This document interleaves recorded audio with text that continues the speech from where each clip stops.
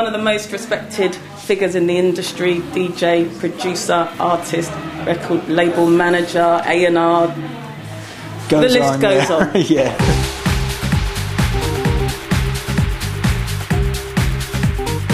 What is it about Ibiza that you love?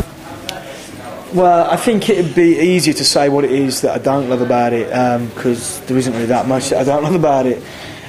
It is a second home for me. I have a house here, and you know, I've got some very good friends here, and I've got a tight relationship with the island because I love it.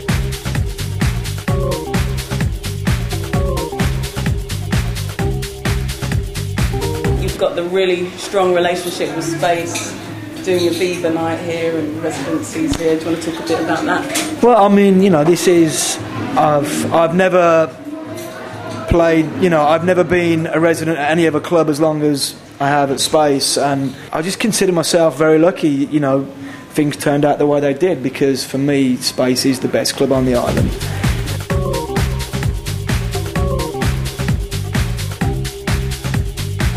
We Love is without a doubt the strongest party here. It's the most open-minded party at this club, and brings in, you know, they put their money where their mouth is, and they bring in new talent, and they don't just rely on the big guns, you know. That's something very much akin to maybe the way you run Viva.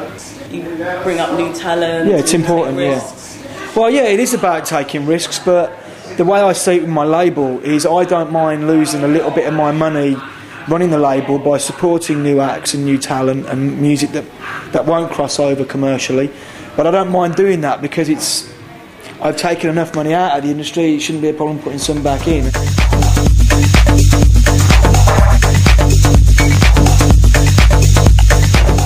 Why would you have the image of the CDJs so important on your MySpace? And well, because I stopped using records in 2004, and my website had the Technics decks on the front, and it wasn't really appropriate when I wasn't using records. So, and as well, I mean, I was kind of heavily behind Pioneer because of the format that they were giving me was making it I could be more creative and more technical, and so for me their equipment made me a better DJ, and I wanted to display that. And you're well into it, aren't you? I mean, you produce a bit and you A&R bit, but you really are a DJ, you know. Yeah, it's my life, it has been, I love it. And I mean, I love the fact that you know, I can talk about music until the cows come home. I love music.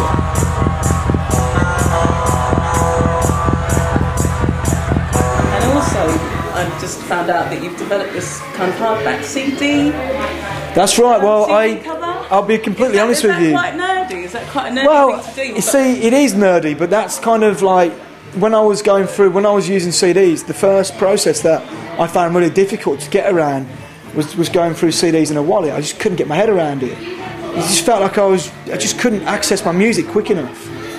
But going through records was very quick and very, you know, action on the fly, fast. You know, you need it. You think of a record, you need it. I mean, it's really simple, you know, and sometimes the simplest idea is the best, but something the same size as a record with the 4 CD pouches on it, and that way you can stand it up so it's hardback. So you can stand it up and go through them, and people can use their record box or their record bag, what they've still got. So that doesn't become obsolete. They can use what they've already got, but still use it for carrying CDs. And what tricks will you use tonight on the terrace? You're just about to I can't tell you. You can't tell me? One little DJ trick. No, I can't tell you any. You've got to watch. Is it a bit of flange, a bit of delay? I'm not giving any of my... to be honest with you, there is no magic in it. It's just... you go out there and you play your best, you know what I mean? And there's no real tricks and nothing like that. It's about feeling the crowd. That's the most important thing, and getting the vibe right.